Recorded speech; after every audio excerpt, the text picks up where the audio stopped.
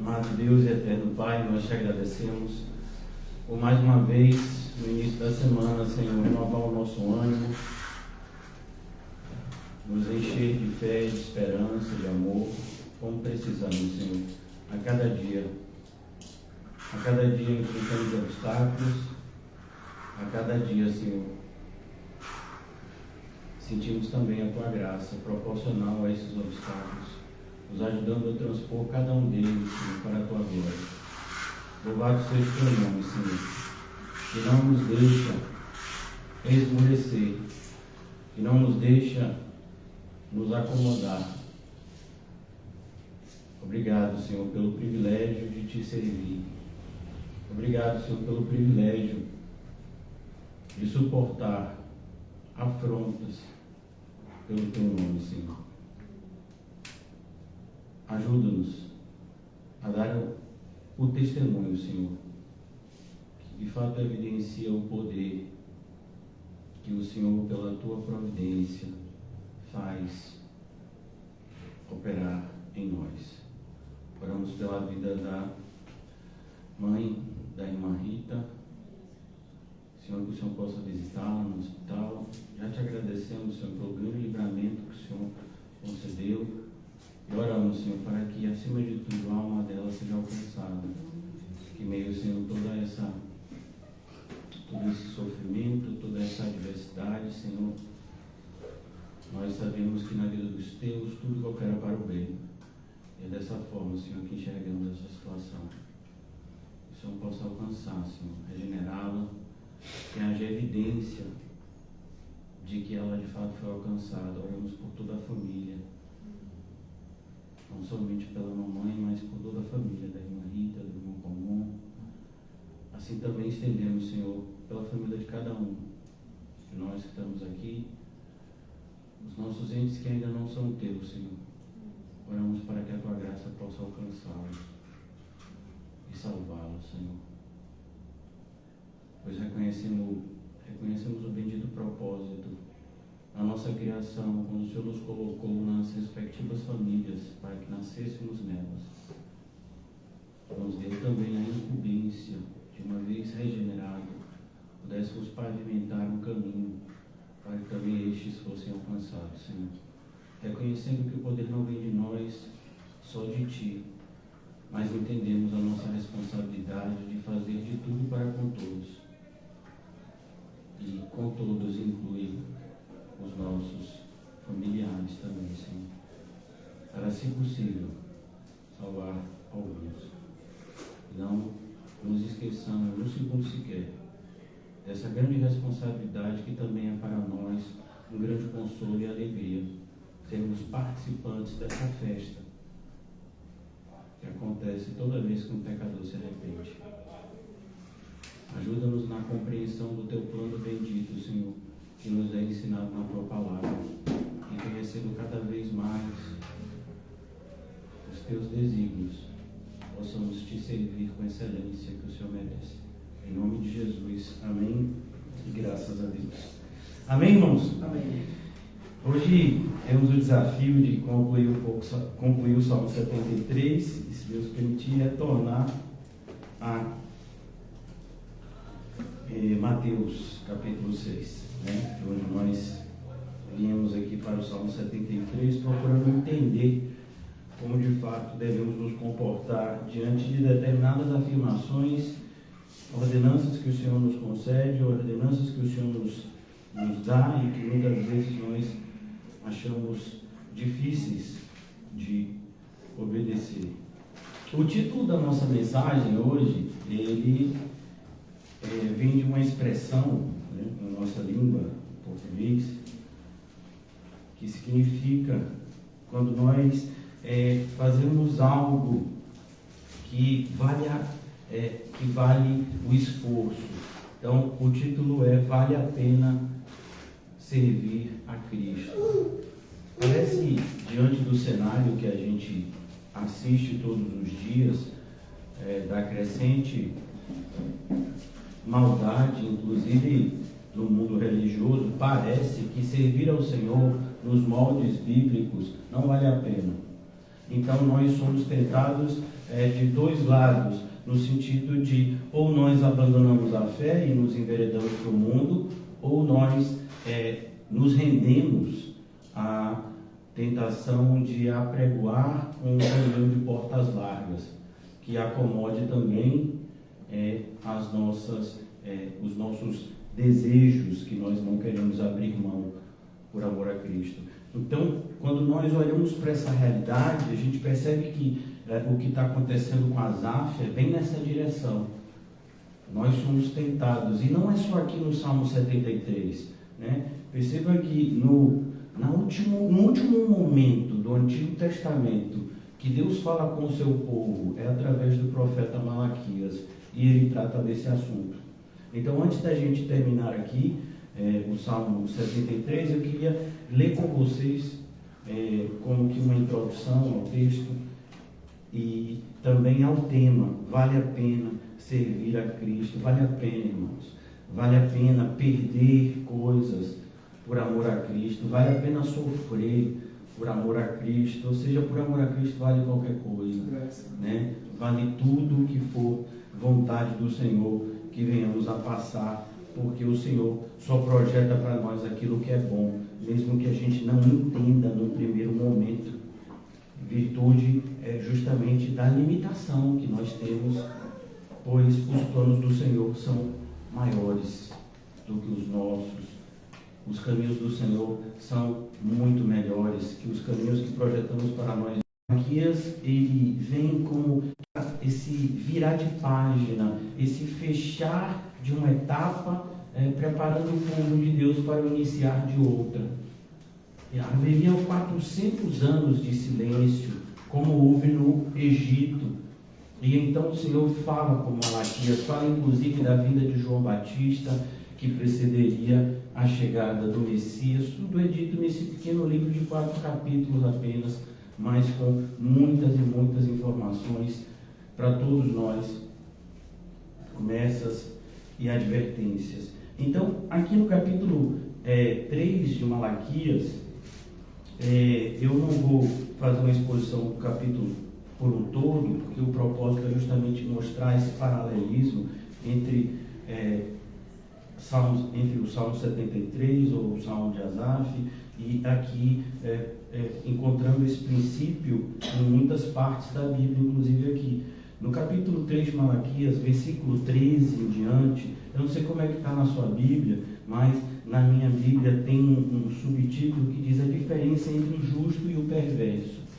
E perceba que desde o Antigo Testamento, Deus sempre mostra para a gente uma espécie de quadro comparativo entre a atitude correta e a atitude errada e as consequências das respectivas atitudes, né? Como em Deuteronômio 28 e muitas outras passagens, e aqui é uma dessas. Então, a diferença entre o justo e o perverso. E no fim da revelação de Deus, em Apocalipse 22, vemos esse mesmo quadro, concluindo a Bíblia, fechando a Bíblia, dizendo: olha, aquele que é limpo, ele vai se limpar cada vez mais, aquele que é sujo, ele vai se sujar cada vez mais, e é assim que nós devemos esperar a chegada de Jesus. Então, aqui no capítulo 3 de Malaquias, versículo 13, nós lemos assim: as vossas palavras foram duras para mim, diz o Senhor. Ou seja, é a mesma coisa quando Deus olhou para Malaquias e viu o que Malaquias estava pensando, o que Malaquias estava sentindo. O que foi? Que o ímpio é que se dá bem, que o ímpio é que tem uma vida boa, que o ímpio é aquele que de fato deve ser imitado, deve ser seguido. E aqui isso na vida dos servos de Deus, aqui a gente vê como que um complemento do Salmo 73, né? Como Deus olhou para a atitude de Asaf com tristeza, né? Meu servo achando que é ruim de servir. É como um pai que ouve do filho: meu pai, eu não gosto de você porque você é uma pessoa muito severa comigo. Não sabendo o filho que toda severidade do pai é fruto de amor. Eu falo isso num princípio cristão. porque pode ter severidade que não vem do amor, a gente sabe também disso. Mas no contexto bíblico, né, nós temos um Deus que disciplina os seus filhos e que não tem nenhum tipo de problema de açoitar os seus filhos quando isso for necessário. E demonstrando nessa atitude amor e não a falta dele. Então aqui ele diz, e perceba, aqui é um diálogo. Deus está falando com o seu povo e ouvindo também o que o seu povo tem com ele. Então, as vossas palavras foram duras para mim, preste atenção, diz o Senhor. Então, essa frase que a gente leu vem do Senhor. Essa frase não vem do povo do Senhor, vem do próprio Senhor, do seu povo. Mas vós dizeis, o que temos falado contra ti? E a ideia aqui é, Deus, ele sabe o que se passa no nosso íntimo. Deus sabe quando a gente está sentindo que servir a Cristo não está valendo a pena. Deus sabe quando a gente começa a se esfriar. Deus sabe quando a gente começa a amornar. Deus sabe quando as nossas mentes começam a ficar confusas. Ele sabe de tudo que está acontecendo em todos os lugares. E Ele sabe de tudo que está acontecendo com todos os seus filhos. A Bíblia chega a dizer que os fios da nossa cabeça, os fios de cabelo da nossa cabeça estão contados. A ideia é, quem é que conta os fios de cabelo de alguém? Que coisa assim, né? A ideia de como ele está atento a você. Até um fio que nem você sabe que existe, vou perguntar para você quantos fios de cabelo você tem. Não sei, deve ter alguns. Não sei, Deus sabe. Ele pode dizer precisamente a quantidade. A ideia de alguém que cuida. Ele cuida de você. Por isso que Jesus diz, não vale a pena ficar se ocupando com o que comer e que vestir, porque isso é uma ocupação de quem cuida de você, que é Deus. O mesmo que cuida de um passarinho, ele cuida de uma flor do campo, ele não vai cuidar do filho dele, ele não vai cuidar. E Jesus, em outro momento, ainda diz, se vós que sois maus, sabem dar bons presentes aos vossos filhos, não darei eu que sou bom. Então, aqui é o mesmo princípio. O amor de Deus. O amor relacional de Deus. Ou seja, Deus se entristece sim quando os seus filhos não agem prudentemente. Quando os seus filhos não seguem os seus conselhos. Quando os seus filhos não seguem o caminho que Ele tem para eles. Por quê? Porque o caminho que tem Deus para os seus filhos é sempre o melhor. Então, aqui o povo diz, que temos falado contra ti? Porque dificilmente a gente reconhece esse tipo de coisa, né? Dificilmente a gente vai falar abertamente de que não vale a pena ser uma pessoa correta, não vale a pena seguir o caminho do Senhor, não, eu vou mesmo servir a Satanás, eu vou mesmo fazer algum pacto com o demônio, porque vai ser o demônio que vai me dar algum tipo de prazer aqui na vida, temporariamente. Não, a gente não fala dessa forma. Então, aqui ele diz, no versículo 14, vós dizeis, inútil é servir a Deus. Então, isso deixou triste ao Senhor. Foi essa palavra que foi vista para o Senhor como dura. Então, inútil é servir a Deus. Jesus diz, olhe, cuidado, para que você não coloque a mão no arado e depois tire. Por quê? Porque isso vai ser para você uma maldição. Durante 12 anos de ministério, que é o que eu tenho até agora, é muito comum, né? Pessoas que ao longo desses 12 anos que eu sigo no ministério, pessoas que ficaram talvez 2, 3, 4, 5 anos, alguns até mais, e de repente retrocederam por diversos motivos que não justificam o retrocesso, nenhum motivo justifica, que fique bem claro.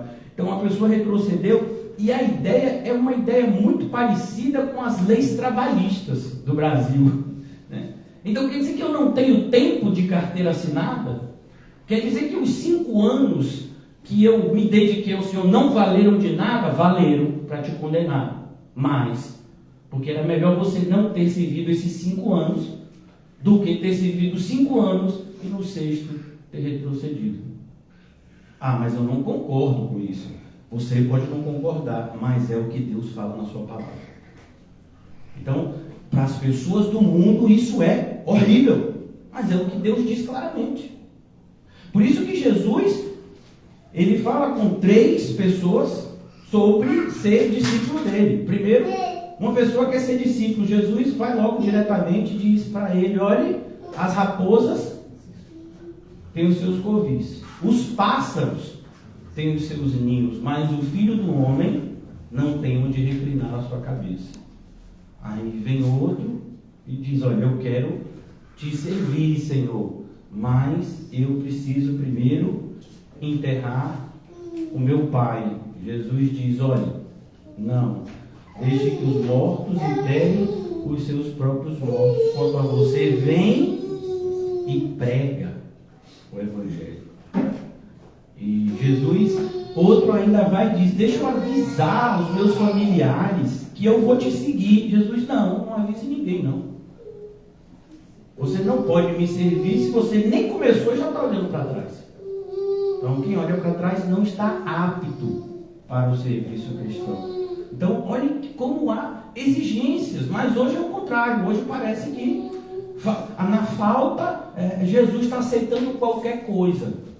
Então, não tem gente para servir do jeito da Bíblia. Então, o negócio é o seguinte: vamos fazer igual os sacerdotes da época de Malaquias. Como foi na época de Malaquias? Para a gente ver que não tem nada novo debaixo do céu. Então, na época de Malaquias, o povo não apresentava os animais como deveria. Como é que deveria? Sem mancha. O animal tinha que ser perfeito, não podia ter nenhum machucado, não podia ter nenhum problema de nascimento. Tinha que ser um animal perfeito para que fosse sacrificado. O povo começou a dizer: não, pai, irmão, o animal perfeito eu vou vender, eu ganho mais dinheiro. Os que tiverem problema eu entrego. E aí, quem é que fazia essa análise dos animais que seriam sacrificados? Os sacerdotes, mas uma parte ficava com eles. E eles começaram a pensar: se a gente for exigir como a Bíblia diz, a gente vai ficar sem oferta nenhuma. Porque o pessoal não está trazendo os animais que deveriam. Então, se a gente ficar mandando voltar todo o animal que chegar aqui manchado, todo animal manco que chegar aqui, o povo não traz mais. Então, é melhor a gente aceitar o que está aqui, né, do que a gente seguir a palavra como manda. O Senhor disse: vocês estão fazendo uma grande bobagem. Porque eu queria, era de fato, que alguém fechasse a porta do templo para que vocês não permitissem esse tipo de adoração, que não é a que eu quero, que não é a que eu aceito. Então, o livro de Malaquias traz esse princípio que vem desde o início. O primeiro culto a Deus, trouxeram 2 ofertas. Quem foram os ofertantes? Caim e Abel. Uma oferta foi rejeitada, a outra foi aceita. Uma oferta desagradou a Deus, a outra agradou a Deus. Então, perceba que esse quadro comparativo entre aquele que agrada e o que não agrada, entre aquele que obedece e o que não obedece, entre aquele que faz de todo o coração e o que não faz de todo o coração, ele nos acompanha desde o início e, infelizmente, vai nos acompanhar até o fim. Então, aqui ele diz: cuidado, inútil é servir a Deus, que nos aproveita termos cuidado em guardar os seus preceitos e em andar de luto diante do Senhor dos Exércitos. Perceba, quem está falando aqui, irmãos, não são ímpios, não, é crente. Por isso que Deus está triste. Essas pessoas aqui não são falsos crentes, não. É crente de verdade que está passando por um processo de crise espiritual, que está passando por um processo de crise de fé, à semelhança do que aconteceu com Asaf, à semelhança do que aconteceu com Elias. Então, aqui ele diz, versículo 15: ora, pois, nós reputamos por felizes os soberbos. Não é exatamente o que a gente estuda no Salmo 73? Exatamente o que a gente lê lá. Então, os soberbos, essas pessoas que vivem uma vida segundo os seus próprios propósitos, parecem que esses é que se dão bem. Esses é que são, de fato, recompensados. Então, versículo 15, também os que cometem impiedade, impiedade. Entenda que impiedade aqui, irmãos, não é a ideia de moral que a gente tem. A gente tem uma ideia de moralidade e é preciso que a gente saiba separar a moral do mundo e os valores cristãos. Então, o mundo tem uma moral, o mundo tem normas ditadas pelo próprio mundo daquilo que é correto e daquilo que não é correto. Então, não são essas normas que nós nos submetemos. Nós nos submetemos às de Deus, que são muito mais elevadas. Então, é como, se eu não me engano, essa frase é de Spurgeon, né? E alguém comentou com Spurgeon sobre o fato de determinada pessoa ser extremamente honesta. E Spurgeon teria respondido: olha, honestidade é um valor moral. Honestidade é algo correto, mas só honestidade não significa que você é salvo. Porque uma pessoa pode ser honesta e ser islâmico. Ou você acha que todo islâmico é desonesto? Uma pessoa pode ser honesta e ser ateu, né? Tomar sua vida numa premissa de valores éticos, né, que eles colocam como fundamentais. Então, a pessoa pode ser extremamente honesta e não ter nenhum relacionamento com Deus, sequer acreditar na existência dele. Então, perceba. Mas nós, às vezes, olhamos para uma pessoa honesta e já... Meu Deus, que coisa bonita uma pessoa honesta. Mas não é crente. Não, mas é honesto. Sim, honestidade é uma virtude para os homens. Para Deus, não. Para Deus, essa honestidade só tem valor se for uma honestidade que é reflexo de Cristo. Não uma honestidade que se torna muitas vezes um troféu para o próprio homem. Está vendo como eu sou honesto? Você pode botar uma câmera 24 horas, 7 dias por semana, que você nunca vai me ver fazendo nada que não seja o que eu falo publicamente. Uma pessoa pode fazer isso, né? Eu não estou falando de pensamento é outra coisa. Mas a pessoa pode ter uma disciplina tamanha de ter esse tipo de valor. Isso para Deus não representa nada. Pelo contrário, como é o nome disso? A pessoa tem o Deus, o seu próprio ventre. Olhem para mim e vejam que eu não preciso de Deus. Eu sou extremamente virtuoso, sem nenhum relacionamento com Deus. Então, é preciso que a gente tome cuidado. Não que a honestidade não seja uma virtude também do cristão, mas preste atenção também. Olha que coisa interessante. Os antigos diziam que se você escolhesse uma coisa para obedecer e obedecesse aquela coisa, você conseguiria, de fato, viver uma vida que agradasse a Deus. E a gente percebe que não é assim o padrão da Bíblia. Por exemplo, o fruto do Espírito são 9 características. E você tem que ter as 9. Então você tem amor, paz, alegria, bondade, benignidade, longanimidade, mansidão, fé e domínio próprio. Então vamos imaginar que você tem amor, paz e alegria. Mas bondade, longanimidade, benignidade, essa está faltando. Mas você tem mansidão, fé e domínio próprio. Então você tem as 3 primeiras, você tem as 3 últimas, mas as 3 do meio está faltando. Então você não tem o fruto do Espírito. Mas tem amor, paz, alegria. Não tem. Porque o amor é falso, a alegria é falsa, a fé é falsa. Não, é verdadeira, não é falsa. Porque se fosse verdadeira, tinha que ter as 9 características. Se você só tem amor, paz, alegria e falta alguma, ainda que seja uma, isso é sinal de falsidade, ausência da verdade. Olhe como a Bíblia é. E como é que a gente lê a Bíblia nos dias de hoje? Não, de qualquer jeito. Se alguém tiver amor, sabe, esse amor aqui, bom dia, oi, como vai? Tudo bem? Abraça, celebra, sabe esse amor? Lembro de você no meu aniversário, aperto sua mão. Olha que pessoa amável. Você viu como uma pessoa assim? Não vi. Porque esse tipo de comportamento você pode facilmente imitar. Então, a hipocrisia, irmãos, ela acompanha o ser humano de perto, né? Ainda mais nos dias atuais.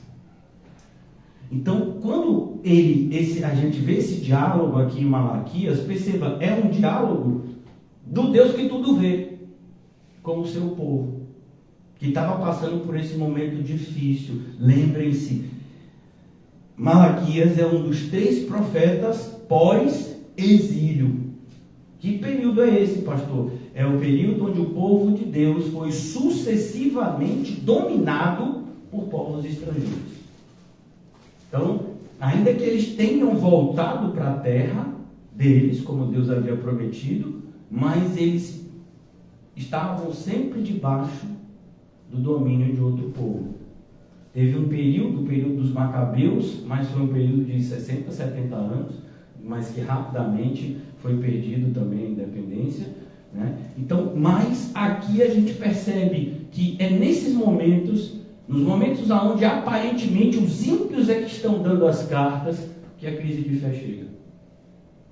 Então a gente tem que tomar muito cuidado, porque todo exemplo da Bíblia é para o nosso alerta, né? O apóstolo Paulo fala isso em 1 de Coríntios. Olha, aquilo que aconteceu no Antigo Testamento é para o nosso ensino. Então aqui ele diz, cuidado. Por quê? Porque o povo pensava, felizes os soberbos, também os que cometem impiedade prosperam. Ó, os que cometem impiedade prosperam. Receita de sucesso, cometem impiedade. Ainda hoje. Você quer ser bem sucedido do ponto de vista do mundo? Seja o mais impiedoso que você puder. Em todas as esferas. Você nunca vai ver uma pessoa num cargo de chefia que não seja uma pessoa impiedosa. Eu desafio você a me mostrar. Você não vai ver. Porque senão ela não estaria no cargo que está. O mundo exige isso de você. É como se você assinasse um contrato com o diabo. O não de Jesus se tornou o sim de muitos hoje. Como assim, pastor? Lá em Mateus capítulo 4, se eu não me engano, quando Jesus é tentado pelo diabo no deserto, Satanás diz, olha, eu te dou tudo do mundo, de melhor do mundo, você só precisa se prostrar e me adorar. Então, você só precisa assinar aqui, dizendo que você vai abrir mão da adoração ao verdadeiro Deus. Então, você vai abrir mão de obedecer ao verdadeiro Deus. Você vai abrir mão de seguir os princípios deste Deus. Então, eu facilito a sua vida aqui na terra. E as pessoas assinam esse contrato com a maior facilidade nos dias atuais. Quando eu digo as pessoas, eu estou dizendo as pessoas crentes. Porque os ímpios, eles nem são chamados à assinatura desse contrato, uma vez que eles já são ímpios. Então, é muito triste essa realidade. Prosperam, sim, eles tentam ao Senhor e escapam. Parece que é assim. Eles tentam ao Senhor e escapam. Está vendo o que fizeram comigo? E aí, agora a pessoa ainda está vivendo uma vida melhor. Está vendo o que aconteceu comigo? E agora, Senhor? Não aconteceu nada com essa pessoa? Não. E talvez nunca aconteça aqui nessa terra. Talvez o castigo da pessoa só comece como em Lucas 16, quando ela fechar os olhos. Isso não nos compete a nós, compete a Deus. Paulo deixa bem claro quando escreve aos Tessalonicenses. É naquele dia. Pode ser que aconteça antes? Pode. Deus pode fazer com que os ímpios escorreguem. Aqui nesse mundo ainda pode. Muitas vezes a gente vê isso. Ímpio dilacerando o ímpio, né? Ímpio investindo contra ímpio. A gente vê muito isso na política, né? Essa questão de um querer o outro, e os dois lados são tão ímpios quanto, né? Então, mas a ideia é de que o juízo de fato vai chegar quando o tempo deles aqui acabar. Então, ainda para a gente concluir aqui essa primeira etapa, versículo 16, então os que temiam o Senhor, perceba a característica, por mais que a gente tema o mundo, a gente teme mais a Deus. E aqueles que dizem, mas eu não temo o mundo, esse daí é porque já foi dominado pelo mundo, nem enxerga o temor que tem pelo mundo. Não fala temer o mundo, irmãos, fala temer a reprovação do mundo. Quantas pessoas querem ser aceitas? Aceitas na sua família, aceitas entre os seus pares, aceitas no seu convívio social. Quantas pessoas querem simplesmente, sabe, um relacionamento que lhe dê algum tipo de alegria? Estou falando de absurdos não, irmãos. Pessoas que, quantas vezes, a ponto do mal saber que se você fizer um programa social e disser minha casa, minha vida, isso cola. Porque as pessoas chegaram a um patamar que a vida delas vale uma casa. Já imaginou isso? Vamos ver esse programa social, até o nome dele já deveria de cara ser combatido. É porque as pessoas não têm valores cristãos nenhum. Como assim minha casa, minha vida? Não tem nada disso para mim. Minha vida é muito mais do que uma casa. Mas a pessoa se rebaixa nesse nível. Não, é minha casa, é minha vida. Me sinto extremamente realizado por agora ter um cantinho para quando eu morrer, né? Não entendi. Porque você acha que quando você morrer você vai ficar lá? Você acha que vão deixar o seu cadáver apodrecendo lá? Não, alguém vai tomar conta daquilo que você pensou que era seu. Não, você pensou que era. Como aquele rico, celeiros enormes para que eu venha me regalar. Ele pensou que ia usufruir do seu esforço, meu. Não, louco, ainda hoje virei buscar a tua alma. E tudo que preparou, para quem será? Então temiam os que temiam ao Senhor. O homem que mais aproveitou coisas nesse mundo, na sua geração, escreveu isso. Olha, eu aproveitei muita coisa e é tudo vaidade. Mas uma coisa eu vou dizer para vocês, se é que eu posso dizer: teme ao Senhor e guarda os seus mandamentos. Então os que temiam ao Senhor falavam uns aos outros. E aí você vê Malaquias em concordância com Hebreus 10, que a gente estudou aqui semana passada.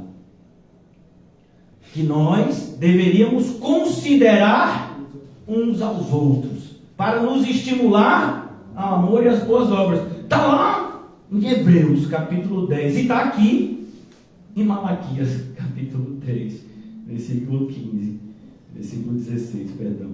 Os que temiam o Senhor falavam uns aos outros, porque o Senhor colocou você na vida do irmão, de maneira que nós somos corresponsáveis uns pelos outros.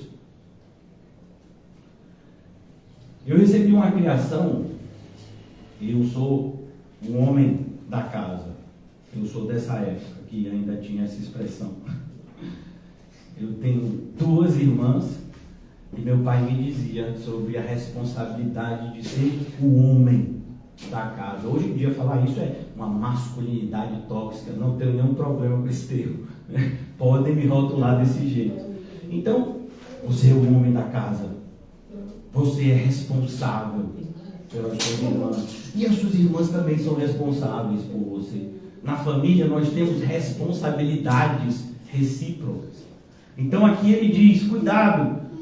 Então os que temiam o Senhor falavam uns aos outros. O Senhor atentava e os ouvia. Olha que coisa bonita.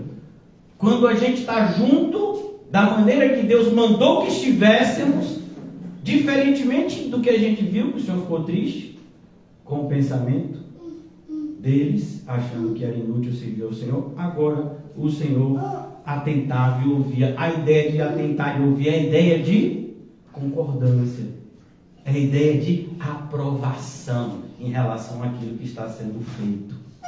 Coisa linda.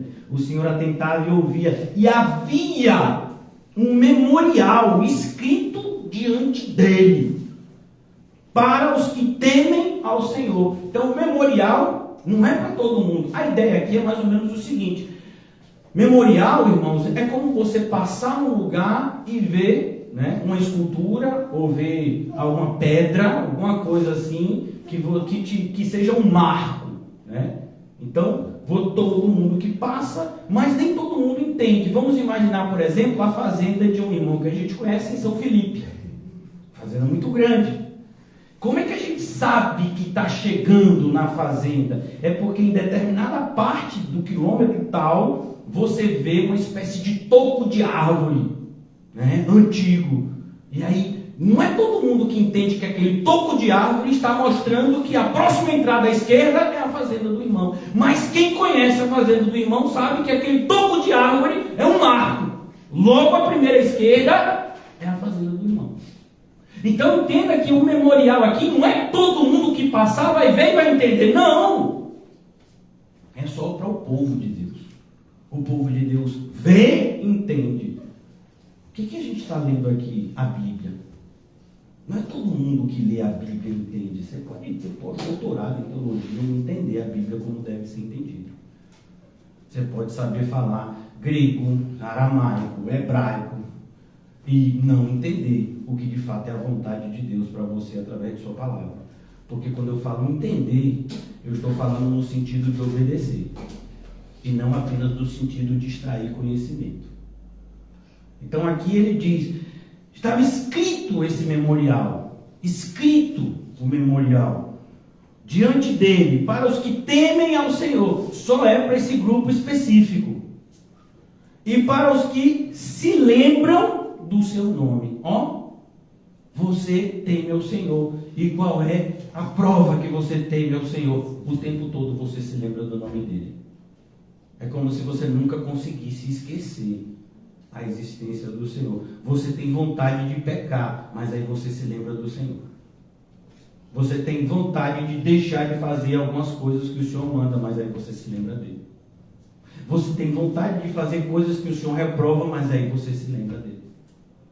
Esse memorial que fica de maneira clara para os crentes e de uma maneira completamente obscura para os incrédulos, porque o príncipe desse mundo continua cegando os incrédulos, para eles não verem isso aqui. Então ele diz, versículo 17, e eles serão para mim particular. Você já viu quando você passa por determinados locais, uma placa assim, propriedade particular, não ultrapasse, não entre.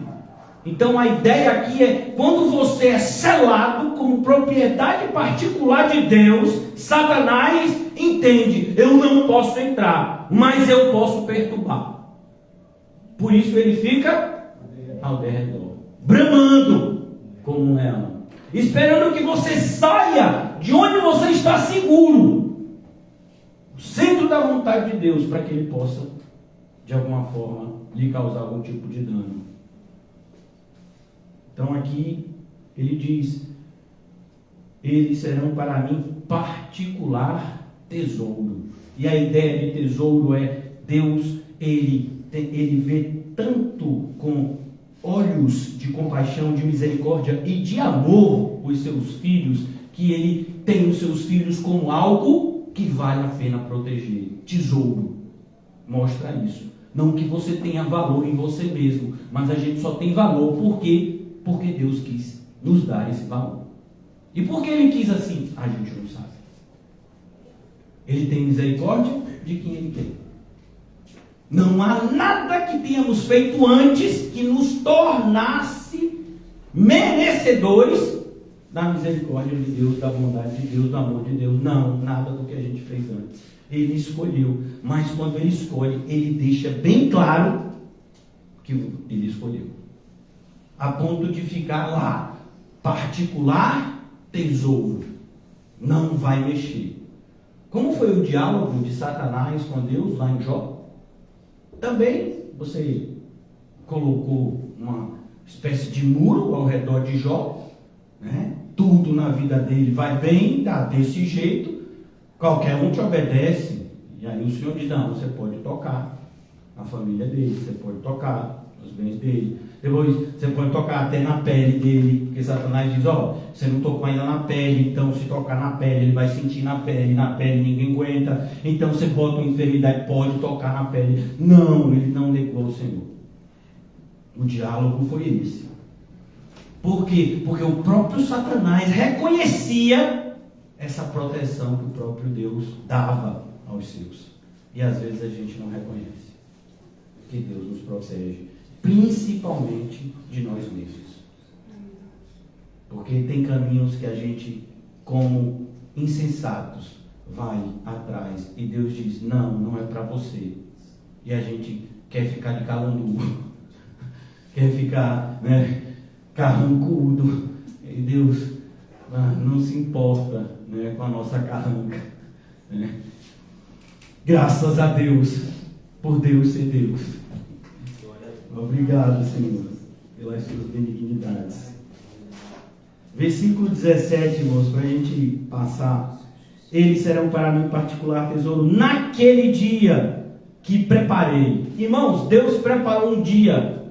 E aí vem Jesus e fala desse dia. Aonde? No Evangelho de João. Eu estou indo na frente de vocês para preparar o dia. Mas aí Jesus fala de outra forma. Vou preparar a morada que vocês vão receber naquele dia.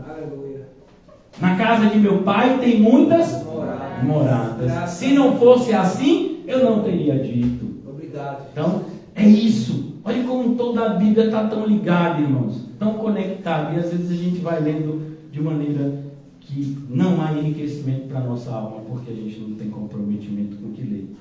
Que não seja assim. Versículo 17. Ainda, poupá-los-ei como um homem poupa a seu filho que o serve. Perceba, ao que o serve, não é qualquer filho. E aí você talvez não entenda, por conta da moralidade do mundo, que mesmo sendo imoral, tem uma falsa moralidade. Então, não, mas como assim? Fazendo separação entre filho e filho? Tem separação, sim. Vocês já viram a história do patriarca Abraão? Eu acho interessante porque tem gente que já leu a Bíblia várias vezes e fica assustada quando a gente diz que Abraão teve mais filhos do que Isaac. Perdão, do que exatamente Isaac e Ismael. Não, ele teve mais. E ele despediu esses filhos antes mesmo de morrer, dando bens a esses filhos. Mas mostrava de maneira bem clara que não era nesses filhos que o seu nome ia ser reconhecido, não era nesses filhos que a bênção iria vir e perdurar. Não era. Nem mesmo Ismael, que ele despediu antes, porque é filho de uma desobediência. Ele não esperou o tempo devido. Então, qual é o filho de Abraão? É Isaac. Não, mas Abraão teve outros. Pois é, mas Deus olha para Abraão como se ele tivesse só um, Isaac. Então, é a mesma coisa. Quantos filhos teve Isaac? 2. Esaú e Jacó.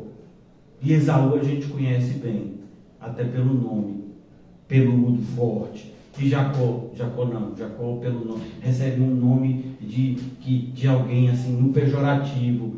É como se ele fosse um enganador, Ele nasce puxando o pé do irmão. Aí diz, olha, um suplantador. Ele está querendo passar o outro para trás. Por isso que o Senhor muda o nome de Jacó no vale de Jaboque. Ele diz, não será mais chamado por Jacó. Seu nome agora vai ser Israel. Sua história está mudada a partir do dia de hoje. Olha quanto tempo, quantas coisas Jacó teve que passar até o vale de Jaboque e depois deste. Porque depois do vale de Jaboque ainda tem o quê? A premeditação e o aparente assassinato do seu filho amado, que era José, pelos irmãos. Depois ele tem que enfrentar um período de grande seca. Meu Deus, mas eu sou temente ao Senhor e não tem comida para minha família? Não tem. Vai ter que pegar os tesouros que tem, juntar o dinheiro que tem que ir lá comprar comida no Egito, senão vai morrer todo mundo de fome por aqui. E o filho que ele amava, Benjamim, também vai ficar pelo caminho. Até ele entender que na verdade aquilo dali era Deus, se revelando mais uma vez como aquele que mantém a sua promessa. Não vai acabar a sua história não, Jacó. Ainda vai continuar. Então, perceba como, se a gente não estiver olhando pela ótica certa, a gente vai naufragar, irmãos. A gente vai sucumbir. Então aqui o Senhor diz: eu vou poupar, como o homem poupa a seu filho que o serve. O filho que o serve. Eu acho interessante isso, porque o filho pródigo, muito se fala da parábola do filho pródigo, e assim, 99% daquilo que se prega da parábola do filho pródigo é só heresia e mentira, né? Porque é sempre naquela conotação do filho pródigo como uma vítima. Não, ele é um vilão. Ele assassinou o pai vivo. E o pai foi buscar ele? Não foi não. E se ele não voltasse, ia morrer lá. Foi Deus que fez convergir todas as coisas para ele voltar. E o pai, e o coração do pai estava aberto para perdoar o filho que voltou arrependido. O pai não foi buscar o filho, não. Não tem, ô meu filhinho, você está aí com um porco? Não. Tem uma caminha quente para você em casa. Você quer que eu mande um Uber ele buscar? Não. Oh, coitadinho. Não teve isso não. Ele veio sem nem saber se o pai o aceitaria como filho. Meu pai vai me aceitar como servo. Ele sabia que o pai dele era bom, mas ele não imaginava que era desse tamanho. Eu vou dizer: ó meu pai, eu não sou digno de ser chamado seu filho, mas me trata como um dos seus servos, vai estar bom para mim. E ele volta dessa forma. E tem gente que pega essa parábola para dizer: tá vendo? Filho pródigo lá, não vai buscar o filho pródigo não? Não vou, nem Deus foi. Não sou eu que vou. E olha que o Senhor é um paradigma de Deus em relação ao seu filho que vem arrependido. Por isso, a festa no céu é o que está em Lucas 16. 15, exatamente. Então, festa no céu quando um pecador se arrepende. Então, o pecador que está no pecado não precisa ser bajulado. Ele tem que ser confrontado. Arrependei-vos. Porque se não se arrepender, todos de igual modo perecerão. Todos. Inclusive nós. Poupá-los-ei como um homem poupa seu filho que o serve. Versículo 18. Então vereis outra vez. Olhem, eu acho tremendo outra vez. Porque é impressionante como a gente escolhe olhar para determinados atributos de Deus e esquecer outros. Então, é comum até entre os incrédulos que Deus é um Deus de amor. Sim ou não? Por isso que uma pessoa que está enchendo a cara num bar, e se você falar: Jesus tem um plano maravilhoso para você, talvez ele diga, pare até de beber por alguns minutos em reverência ao que você está falando, e diga: de fato, eu creio que ele tem um plano maravilhoso para mim. Você quer orar para mim, depois eu volto a beber? Não, não sei se ele tem um plano maravilhoso para você. Ele tem tá vendo? Ele tem um plano maravilhoso para os seus filhos, para aqueles que se arrependem. Então, há uma diferença entre o justo e o perverso. Às vezes a gente não sabe a diferença. Às vezes a gente olha para o lobo e pensa que é ovelha. Às vezes a gente olha para a ovelha e pensa que é lobo. E tem isso, pastor. E chamaram Jesus de quê mesmo? Disse que ele fazia tudo o que fazia pelo poder de Beelzebul. Veio João e diziam que João Batista tinha demônios. Imagine João Batista. Só porque não comia como eles esperavam que ele deveria comer. Era uma pessoa, né, que valorizava as coisas espirituais mais do que qualquer outra coisa no mundo. Daí o homem que Jesus diz que é o homem, maior homem nascido de mulher. Então, vereis outra vez. Por que outra vez? Porque o Senhor já mostrou que faz a diferença. Quando? No dilúvio. Quando? Sodoma e Gomorra. Ele já mostrou que há uma separação entre aqueles que são seus e os que não são. Basta você olhar. Acreditar. Exatamente. Então vereis outra vez. E a gente aqui vai ver outra vez a diferença entre o justo e o perverso.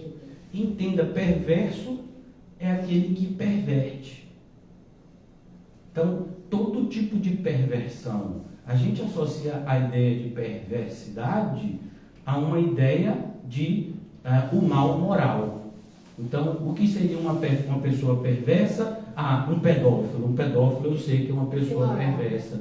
Mas não é só ele que é uma pessoa perversa. Uma pessoa que usa a palavra de Deus para enriquecer é perverso. Uma pessoa que fala coisas que a Bíblia não autoriza a falar e se apresenta como um servo que Deus não autoriza a se apresentar, também é perverso. Então entenda que perversidade não está restrita à área da moralidade humana. A perversidade, de acordo com o padrão bíblico, ela é tudo que muda o plano original de Deus. A ideia aqui é algo adulterado. Então a perversão é quando você tira algo, acrescenta algo, quando você traz a ideia de que o plano original de Deus não é tão bom assim, ele precisa de alguns acertos. Não, ele não precisa. Porque como Deus é perfeito, tudo o que ele faz, todos os seus projetos também são perfeitos como ele. Mas o perverso não vê dessa forma. Entre o que serve a Deus, e olha aqui o paralelismo, é como se a gente tivesse, eu disse isso para vocês já, é como se a gente tivesse um quadro comparativo, e aí você coloca aqui, de um lado, justo, do outro, o perverso, de um lado, o que serve a Deus, do outro lado, o que não serve. E o que não serve a Deus serve a quem? Serve ao seu próprio amigo, serve aos seus propósitos, serve aos seus próprios objetivos, independente de serem corretos ou não. Então, quem coloca a sua família em primeiro lugar está servindo a Deus? Não. Está servindo ao seu propósito. Mas, hoje em dia, você vê a igreja evangélica que diz: venha para a igreja no dia de domingo, que é o culto da família. Não tem família. Se tiver família, a família é aqueles que ouvem e obedecem à voz do Pai que está no céu. Mas hoje nós temos visto, como eu disse a vocês, uma ideia de que a nossa sociedade está a tal ponto entregue a uma devassidão que, se a gente conseguir moralizar ela só um pouquinho, já está bom. Não, para Deus não está. Não tem nada bom com isso. Inclusive, Deus nem fala sobre isso. Um livro que foi escrito há centenas de anos atrás, vocês conhecem, O Peregrino. Qual é um dos primeiros a querer enganar o peregrino? Cristão? Sabedoria segundo o mundo. Ele apresenta o quê? Moralidade e civilidade. Diz, se você tiver uma vida moral, uma vida que a sociedade aprove, então você está livre dos seus fardos. Não vai estar não. Não vai estar livre dos fardos, não. Então, cuidado, porque a ideia de justiça para Deus está atrelada à ideia de serviço. Percebe que você não pode ser cristão fora do corpo? Percebe que você não pode se considerar filho de Deus se você não serve aos propósitos divinos? Entenda, propósitos divinos, irmãos, não é e nunca será algo que a gente faz com o tempo que nos sobra. Deus não aceita a sobra. Porque quando Caim, no fim dos tempos, trouxe a sua oferta, Deus aceitou? Não aceitou. Tem um rei, inclusive, que ele fez o que era correto aos olhos do Senhor, porém não fez de todo o coração. Se eu não me engano, o nome dele é Amazias. E Deus reprovou essa atitude. Mas talvez, se você ler o livro que fala desses reis do Antigo Testamento, você diz, mas tem rei muito pior. Tem rei que buscava saber o que Deus reprovava só para provocar Deus. E vem Amazias, e Amazias pelo menos fez uma parte. Pois é, Deus não gosta. E aí você vai lá para Apocalipse, Novo Testamento, último livro da Bíblia, e você vê a igreja de Laodiceia. E você vê de Deus. Qual o problema de Laodiceia? Ela não é quente e nem é fria. Ela é morna. E o que Deus faz com aquele que é morno? Vomita. A gente normalmente não tem essa associação a Deus. Deus rejeita? Claro que rejeita. Porque na mentalidade hoje, do Evangelho como é pregado hoje, Deus aceita qualquer coisa. Deus aceita todos que vêm com o coração arrependido, independente de como vem. Preste atenção, com o coração arrependido. É a ideia de alguém que chega aos pés do Senhor e diz: Senhor, eu reconheço, eu sou da pior classe que existe nesse mundo, se a gente pudesse dizer dessa forma. Eu sou da pior espécie que tem esse mundo, mas eu não vejo mais nenhum sentido em viver a minha vida longe de ti. Me aceita ao teu lado. Ele aceita essa pessoa. Pode ter feito o que for no passado, ele aceita. Mas se a pessoa chega: Senhor, eu sou do pior tipo de pessoa que tem, mas assim, eu quero seguir ao Senhor, mas eu não quero abandonar a vida também que eu vivia, porque eu tenho algumas alegrias no mundo ainda. Não, Deus não aceita. Esse tipo Deus não aceita. Com Deus, ou você dá tudo por tudo, ou nada por nada. Não tem, nunca terá meio termo com o Senhor. É por isso que sempre são dois caminhos, duas portas, dois destinos. É sempre dois. É sempre justo e perverso. É sempre o que serve e o que não serve. Você vê, não tem uma não, você pode ser o que serve, o que não serve, o que serve mais ou menos, o que serve assim quase mais ou menos. Não, é o que serve e o que não serve. Só são dois caminhos. É luz e trevas, né? Ou você está com Deus ou você está com o diabo. Não tem meio termo. Mas a gente vive num mundo que costura essa aparente reconciliação através de um caminho do meio. Você não precisa nem ser crente, como a Bíblia fala, e você também não vai ser o imoral e ímpio que o mundo talvez queira que você seja. Eu vou preparar para você um caminho assim do meio, aonde você tem valores que aparentemente são virtudes, mas ao mesmo tempo você tem os seus próprios propósitos que também são bons e você não está afim de abrir mão deles. Deus não aceita esse caminho do meio. Ou você é um ou você é outro. Perceba que o conflito de Asaf é o conflito que todo crente passa. E eu vou falar todo crente mesmo, né? Aqui eu vou mostrar um conflito onde o próprio apóstolo Paulo passa. Talvez a gente, né, não se aperceba a isso tão claro. E está aqui na carta. Eu podia ainda ler aqui Romanos, mas tem gente que diz que Romanos é Paulo incrédulo e Paulo crente, Romanos 7, sendo que é bem claro que não é isso, né? E a gente tem a carta aos Gálatas que esclarece o que Paulo está dizendo em Romanos capítulo 7. Então, aqui no capítulo 5 de Gálatas, o apóstolo Paulo, ele diz o seguinte: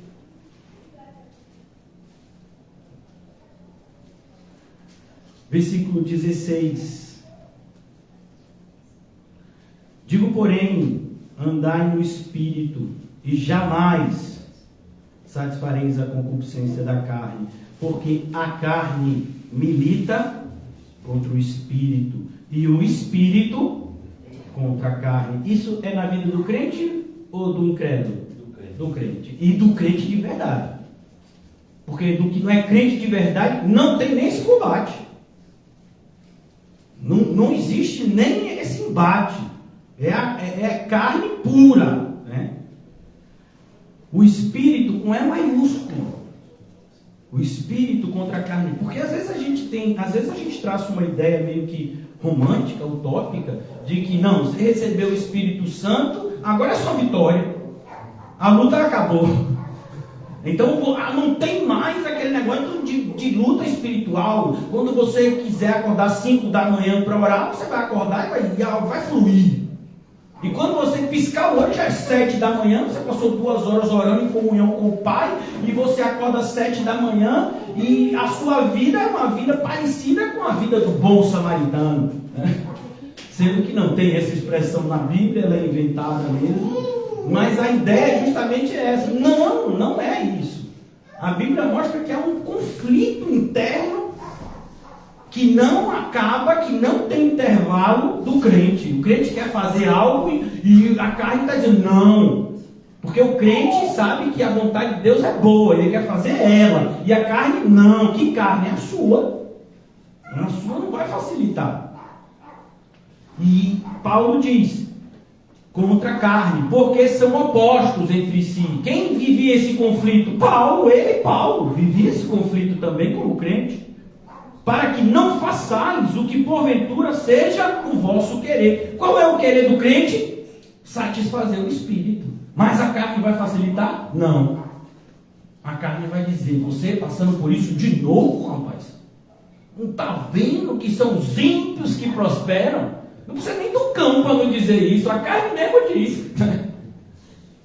Você fica me maltratando, eu que sou sua carne, eu e você. Sai de mim, carne. E a carne, ela vai assim meio que dar uma de Pedro. A minha carne tem uma associação assim com a incredulidade de Pedro. Tem compaixão de ti, Nizam. A carne falando, não precisa nem ser o cão. O cão fala, também fala, mas às vezes é a própria carne. Não precisa ser tão difícil assim não. Fala livre para hoje é férias. Não, mas não tem férias. Eu falei, não, mas dê uma folga para você, senão você não aguenta. Aí você, quem está falando? Aí você pensa até que é Deus falando. Não é Deus, não. Porque aqueles que esperam no Senhor não precisam de férias. Não que o Senhor não possa nos colocar numa situação de refrigério, não me entenda errado. Mas a Bíblia diz que o Senhor não precisa nos dar férias para nos renovar. Ele renova as nossas forças, independente de férias, independente de um descanso físico. Porque quem é crente de verdade sabe que pode ficar 2, 3 dias deitado, dormindo em cima da cama e acordar mais cansado ainda. Por quê? Porque a luta espiritual não para. Se você quiser se distrair assistindo televisão e mexendo no celular durante 2 dias, quando você voltar para enfrentar os problemas, eles vão estar maiores ainda. Não adianta postergar problemas, a resolução deles. O quanto antes a gente começar, vai ser melhor, né? Mas o diabo, a nossa carne e o mundo não vão querer isso. Eles vão sempre estar dizendo, não, deixa para amanhã. Amanhã você começa. Quantas coisas a gente começaria amanhã? Percebem que amanhã é tudo fácil de começar, né? Vou começar uma dieta amanhã. Eu vou começar a orar amanhã. Vou começar a ler a Bíblia amanhã. Olha, eu vou começar a servir a Deus de verdade amanhã. Amanhã é sempre o dia que nunca chega. Porque todo dia tem amanhã. Amanhã, no caso, é terça. Mas não se preocupe, porque quando amanhã for terça, se a gente estiver vivo, tem o amanhã, que vai ser quarta. E se a gente estiver vivo na quarta, tranquilo, tem o amanhã, que é quinta. É o amanhã, um dia que todos os que não servem a Deus justificam que um dia servirão a Deus. Quando? Amanhã. Perceba, nem é assim, no ano que vem, né? Porque você é crente, você percebe que é uma determinada urgência para servir a Deus, mas a gente já está aqui, é segunda de noite, o dia foi cansativo, então eu não vou servir a Deus assim, de madrugada, não tem essa necessidade, essa pressa. Amanhã eu pego sério. Não, se você não sair daqui convicto das mudanças que você precisa fazer na sua vida, não ache que amanhã você vai ter convicção dessas mudanças. Se a gente sair daqui convicto de que tem que mudar, talvez amanhã a gente se esqueça. Imagine se a gente sair daqui sem essa convicção. É isso que o diabo não quer que a gente saiba. Por isso é um dos papéis dele dizer para o ser humano: você tem tempo. Não, você não tem. Você não tem o tempo que você pensa que tem. O tempo para nós, o futuro, o tempo no sentido futuro, é sempre uma incógnita. Né? A gente não sabe o que vai acontecer. Nem nessa noite a gente não sabe. Então, cuidado. Cuidado, eu e você devemos ter muito cuidado com as nossas escolhas. Mas, se sois guiados pelo Espírito, não estáis sob a lei. A lei aqui, o apóstolo Paulo fala no sentido comparativo com o Evangelho.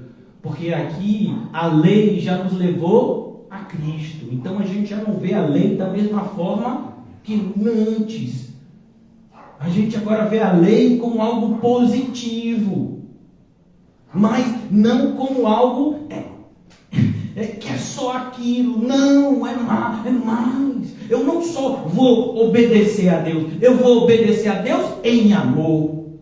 Eu não vou só obedecer a Deus, eu vou obedecer a Deus e entender que essas limitações que o próprio Deus colocou são para o meu bem, não para o meu sofrimento. Quer dizer que eu não posso fazer isso? Mas por que eu não posso fazer isso? O ímpio pode fazer isso. Por que eu que sou crente não posso fazer isso? Porque Deus está te salvando. Se você fizesse isso, é como, por exemplo, você vê um filho, seu filho não sabe que se ele colocar a mão na tomada, ele vai tomar um choque. E aí você ensina: não pode colocar a mão. Está vendo? Já tomou choque? Foi menino? Hoje. Então, quando, não sei como é hoje, mas quando meus filhos eram menores, aquela coisa de primeiro filho, botava aquelas tampinhas de tomada, né? Aqueles negocinhos plástico, né? Tampado, tinha aquele negocinho de quina. Eu nunca tive isso, eu nunca morri. Mas hoje em dia parece que os filhos de hoje é tudo de gesso, de plástico, né? De açúcar. Tá vendo? Aí tá, hoje em dia tem um monte de ferramenta assim para proteger. Traquina.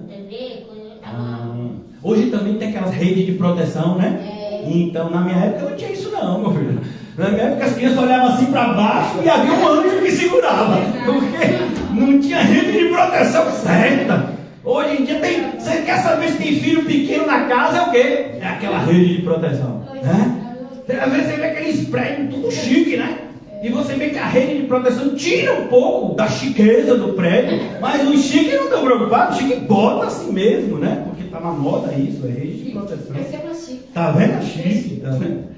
Então ele diz aqui: ora, as obras da carne, e ele vai dizer as que são as obras da carne, e ele diz o que é o fruto do Espírito, versículo 24. E os que são de Cristo, preste atenção, os que são de Cristo. Por que os que são? Porque tem os que não são. É sempre, como eu falei para vocês, naquele quadro comparativo: o justo e o perverso, o que serve, o que não serve, os que são de Cristo e os que não são de Cristo. É aquele quadro comparativo que você tem em mente assim, né? E aqui mais um: os que são de Cristo, eles crucificaram a carne. Então, você é de Cristo, você crucificou a carne. Como é que você crucifica a carne? Você vai e se prega aqui na cruz. Eu já recebi uma madeira de presente, né? Um prego e tudo. Não, mas carne não é crucificar a carne, não é isso. Crucificar a carne é renunciar às nossas vontades, abrir mão dos nossos próprios propósitos, entendendo que os projetos de Deus são melhores, são maiores. Então, é isso. Os que são de Cristo crucificaram a carne. Eu acho tão bonito, né? Porque na Bíblia a gente tem um auditor fiscal, né? Que deixou de ser auditor fiscal. E aí não adiantou. Mas como você vai fazer isso, Mateus? Você está maluco? Você está aqui na coletoria em Cafarnaum, você não precisa desse exagero, continua na coletoria e serve a Jesus. Não, mas ele me chamou para seguir. E ele ainda fez uma festa para comemorar que agora não era mais coletor de imposto, que agora ele ia servia Jesus. E chamou os amigos e disse: agora eu não sou mais. E como você vai viver? Não sei, agora o problema é de Cristo. Aleluia. Agora é Ele que se preocupa comigo. Não, ainda teve o chefe dos auditores que restituiu 4 vezes mais e deu metade dos bens aos pobres, né? Então, quando a gente observa esse tipo de atitude cristã, a gente vê que há uma desconexão com o movimento evangélico de hoje. É uma desconexão. Enquanto que, quando Jesus passava, as pessoas entendiam: eu vou abrir mão para seguir a Jesus. Agora, Jesus passa e agora Ele vai me dar mais. Né? Agora, eu que não sou nada, eu vou ter que ser alguma coisa muito boa, porque Ele passou aqui e eu vou ter que ganhar muito dinheiro com a passagem dele. Não é? Não pode não, meu irmão. Nosso tesouro está no céu, em nome de Jesus. Amém. Então, versículo aqui 24: Ele crucificou a carne com as suas paixões. Cuidado com a sua paixão. Eu não sei qual é a sua paixão, eu sei quais são as minhas. E o que é paixão?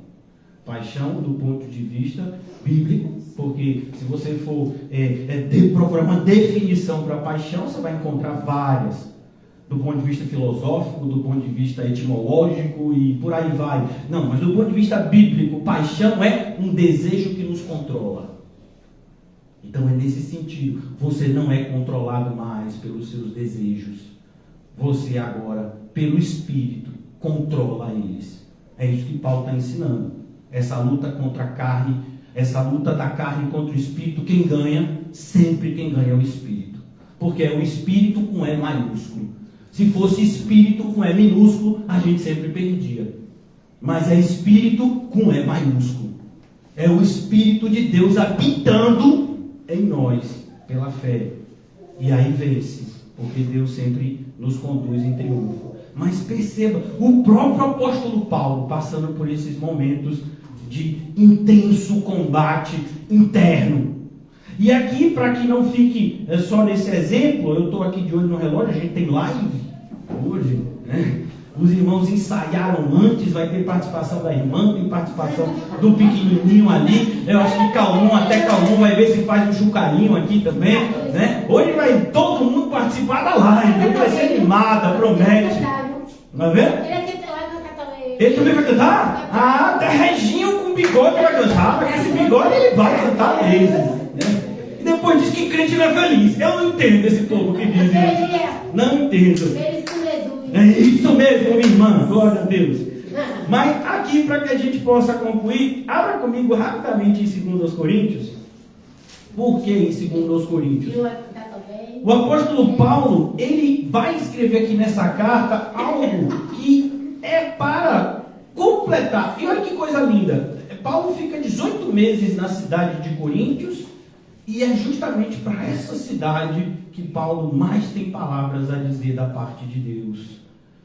E Deus faz questão de mostrar que essas palavras vêm da parte dele, porque estão na Bíblia. Então, 2 cartas, nessas cartas a gente vai encontrar dezenas de capítulos. A primeira, 16 capítulos, a segunda, 13 capítulos. Então, só nessas 2 cartas, 29 capítulos, mais capítulos do que os evangelhos. Então, os evangelhos, se a gente for olhar de maneira unitária, claro. Então, aqui em 2 Coríntios, capítulo 1, o apóstolo Paulo diz: bendito seja o Deus Pai de nosso Senhor Jesus Cristo, o Pai de misericórdias e Deus de toda consolação. Se tem consolação na vida do crente, só tem um único lugar de onde ela vem, é de Deus. Toda consolação vem dele. É Ele quem nos conforta. Ele nos conforta. Perceba, quando eu disse a você, você não busca mais o seu conforto. Fique tranquilo, Deus, Ele ocupa-se com isso. Ele não vai te colocar num conforto que lhe tire, por exemplo, a diligência, a prudência. O conforto do mundo faz isso com a gente. O conforto de Deus não. Então, aqui ele diz: é Ele que nos conforta em toda a nossa tribulação. E aqui eu tenho que trazer mais uma vez um quadro comparativo. Conforto está no mesmo quadro de tribulação. Não está no oposto. Não, perverso, justo. Justo, perverso. Serve a Deus, não serve. É de Cristo, não é de Cristo. Serve a Cristo, não serve a Cristo. E aqui ele está dizendo, olha aqui, consolo e tribulação. Não, consolo, tribulação. Não, consolo e tribulação está aqui, na mesma parte. Por quê? Porque Deus ele vai consolar aqueles que enfrentam as tribulações que tem que enfrentar. Aqueles que não fogem, que não retrocedem. Aqueles que não colocam em jogo o que Deus prometeu. Aqueles que não duvidam, apesar do vento contrário. Para podermos consolar. E olha que coisa linda. O consolo não é para você só. O consolo beneficia o consolado e quem está ao redor dele. É por isso que no Salmo 23 o salmista diz: o Senhor enche o meu cálice e não vai até a beira, a borda, não, ele enche e transborda o cálice. Né? Tem algumas pessoas que se apropriaram dessa promessa no sentido, né, culinário. A feijoada extrapola, né? Ela vai abundando assim nos pratos. Aleluia. Ó Senhor, ajuda-nos. Com a consolação com que nós mesmos somos contemplados pelo Senhor. Olha que coisa, há uma contemplação. Eu não sei se vocês já ouviram esse termo quando uma pessoa faz algo que se chama consórcio, né? Você faz um consórcio de um carro, de uma casa, né? E aí você, quando você é sorteado, não diz você foi sorteado, diz você foi contemplado. Oh, que palavra bonita. Você foi contemplado. E aqui a ideia é, você foi contemplado. Uma premiação. Porque assim como os sofrimentos de Cristo se manifestam em grande medida a nosso favor, não é a nosso desfavor, é a nosso favor. Assim também a nossa consolação transborda por meio de Cristo. Mas se somos atribulados, é para o vosso conforto e salvação. Se somos confortados, é também para o vosso conforto, o qual se torna eficaz, suportando vós com paciência os mesmos sofrimentos. Eu acho interessante porque tem pessoas assim que vêm assim para cima de mim, de você, né? Que está querendo ser um pouco mais fiel a cada dia, como tem que ser. E a pessoa diz: mas você não é Paulo? Não, eu não sou Paulo, meu nome é Nizam. Isso, Nizam, o nome dele é Álvaro. Tem Paulo aqui, tem Paulo, mas o Paulo aqui não é lá de Tarso. É de onde, Paulo? De Salvador mesmo? É soteropolitano, é Paulo de Salvador, não é de Tarso, né? Então, aqui a ideia é que Paulo está dizendo, esse sofrimento não é só para mim não. É todo mundo que é crente. Fique tranquilo, estamos no mesmo barco. Não, Paulo, não quero não. Não, queira, que é bom. Há um só caminho. O caminho que você percorre para ir para o céu, e é o mesmo que Paulo percorreu. Não tem um caminho de Paulo, que foi mais difícil, aí tem um caminho para nós que Deus deu uma pavimentada assim, porque sabe que a gente não é, né, da mesma categoria. Não é categoria, é categoria. Então, ele sabe que a gente não é da mesma categoria de Paulo, então ele deu uma facilitada para a gente. Num passado distante, né? E minha filha quis ir num negócio chamado boliche. Não é uma coisa muito boa, não. É coisa lá dos Estados Unidos. E você pega uma bola para derrubar os pinos, né? E a bola é pesada. E do lado. Né? Você joga a bola, os pinos, né? Isso mesmo. Só que do lado do caminho tem o quê? Tem 2 buracos. Às vezes você não vê na televisão, não mostra esses buracos, não. E quando você vai jogando de primeira, as bolas só caem nos buracos. O negócio do cão, né? E aí tem o pessoal que não entende direito do boliche, eles botam o quê? 2 negocinhos assim, 2 murinhos, porque você é café para dizer que você é café com leite. Né? Então você joga a bola e ela não vai cair no buraco. Ela vai bater num lado, no outro e vai derrubar alguns pinos, porque você ainda é café com leite. Então tem gente que acha que o caminho de Cristo é mais ou menos assim. No meu caso, o Senhor vai levantar 2 murinhos e eu sou café com leite. Eu não sou igual a Paulo. Então eu não posso passar nem metade do sofrimento que ele passou. Mas não é o mesmo espírito? Mas Paulo é Paulo, eu sou eu. Então assim, eu quero aquele meu murinho, que se eu ficar jogando eu não vou derrubar um pino. Eu sou, como diria na minha época, eu sou café com leite. Na minha época era quando uma pessoa assim, não sabia brincadeira direito, né?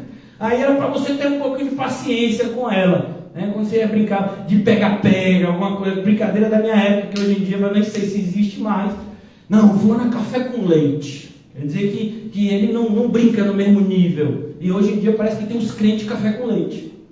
Aquilo que é a verdade da Bíblia, para ele não é assim, tão aplicável. Por quê? Porque não é café com leite. Não tem isso na Bíblia. Na Bíblia não tem café com leite.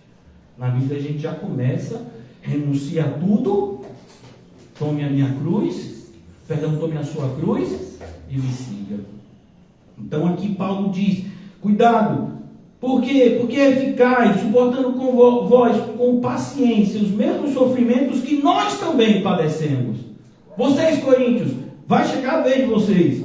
A nossa esperança a respeito de vós está firme, sabendo que como sois participantes dos sofrimentos, o quadro, participante do sofrimento, também o sereis da consolação. Então, tem que ter sofrimento para ter consolo. Porque não queremos, irmãos, que ignoreis a natureza da tribulação que nos sobreveio na Ásia. Na Ásia, Paulo foi para a Ásia. Paulo estava na Grécia, ficava na Europa, daqui a pouco ele já volta para a Ásia de novo, porquanto foi acima das nossas forças. Mas Paulo, na primeira carta, você disse que não vem acima das nossas forças. Vem. Mas aí Deus aumenta as nossas forças. Sempre há uma proporcionalidade entre a dificuldade e a graça para suportá-la.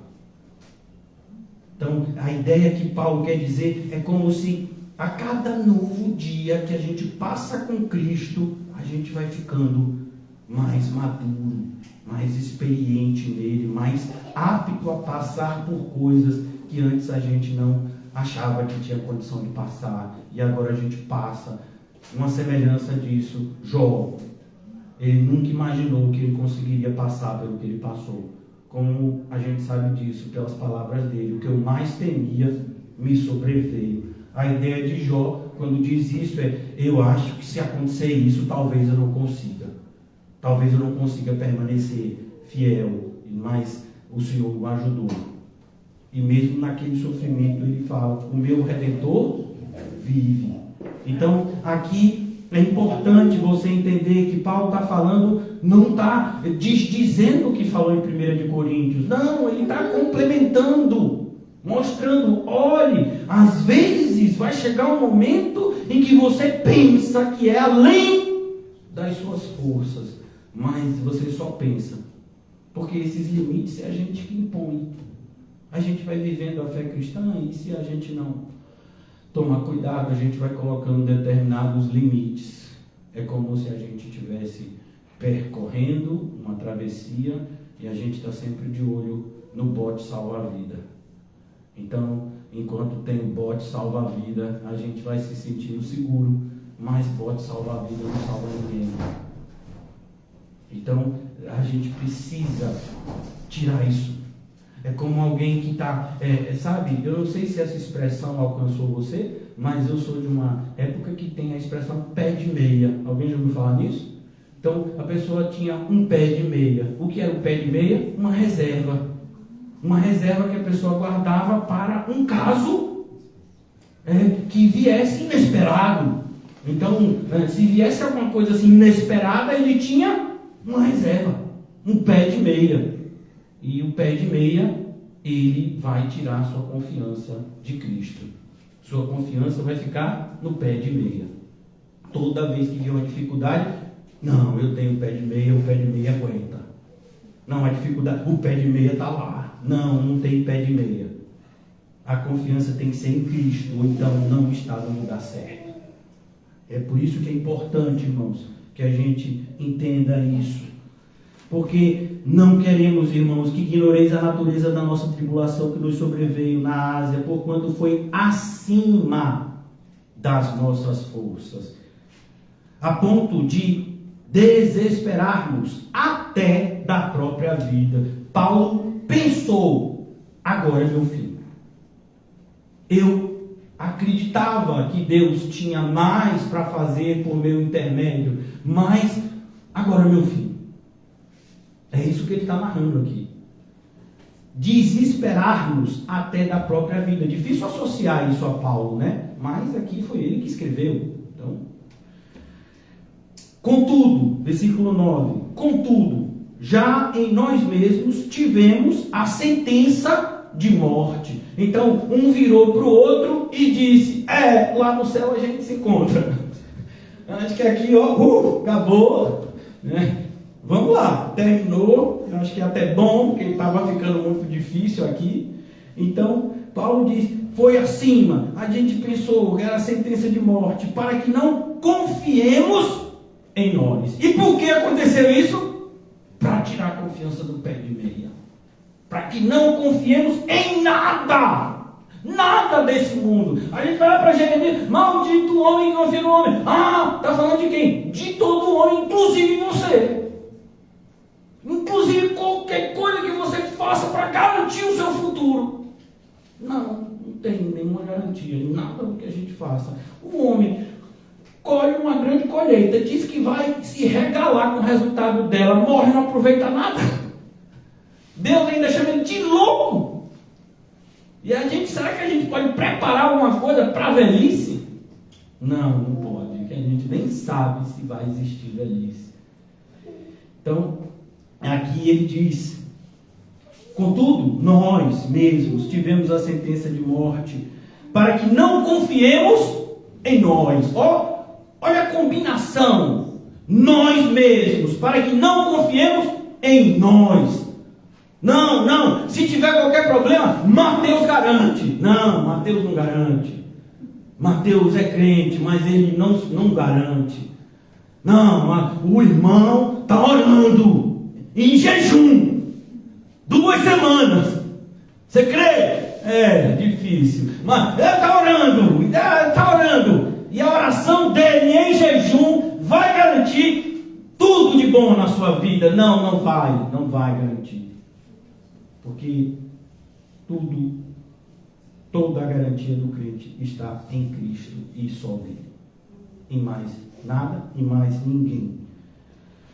Nós mesmos, quem são esses nós aqui? Os crentes precisavam ainda ser ensinados em algumas coisas. Nós constantemente precisamos. Até o final da jornada a gente está aprendendo. E sim, no Deus que ressuscita os mortos. Aí Paulo diz uma coisa aqui que é interessante. A frase de Paulo é mais ou menos a seguinte: podem até me matar, mas Jesus ressuscitou Lázaro no 4º dia, não vai me ressuscitar depois de 1 dia, ou 2, ou 3, ou 1 ano, para fazer alguma coisa? Ele vai, ele disse que vai fazer alguma coisa pelo meio dela, então ele vai fazer. Ele é o Deus que ressuscita os mortos. Qual é o ditado que o mundo gosta de dizer? Para tudo tem jeito, menos para a morte. Pois é, para Deus a morte tem jeito. Para Deus você pode ter morrido há 4 dias e ele diz: Lázaro, vem para fora. E Lázaro vem. Então, é Deus, o Deus que ressuscita os mortos. Por isso a gente não se desespera, mesmo diante de uma sentença de morte, que seria aqui o mais desesperador. Não, você não se desespera. O qual nos livrou e livrará de tão grande morte, em quem temos esperado, e que ainda continuará a livrar-nos. Essa é a confiança do crente. Eu não sei como vai ser o meu amanhã, mas o Jesus que me ajudou hoje vai estar no meu amanhã, então eu vou estar bem no amanhã. Perceba, eu reconheço Jesus hoje na minha vida. Eu me relaciono com Jesus agora. As minhas correções são sempre em tempo real. Há um diálogo contínuo entre o crente e o seu Salvador. Há uma expressão que o Senhor Jesus nos ensina que muitas vezes a gente desconsidera por achar que é algo assim irreal. O Senhor Jesus diz: orai e vigiai sem cessar. Mas como eu posso? Não dá para orar e vigiar sem cessar, porque eu tenho que trabalhar. Porque eu tenho que estudar, eu tenho que comer, eu tenho que correr, eu tenho que pular, eu tenho que dançar. Não dá para orar e jejuar, não dá para orar e vigiar. Dá, porque oração é um estilo de vida. A oração é o estilo de vida do crente. O crente está o tempo todo conversando com Deus.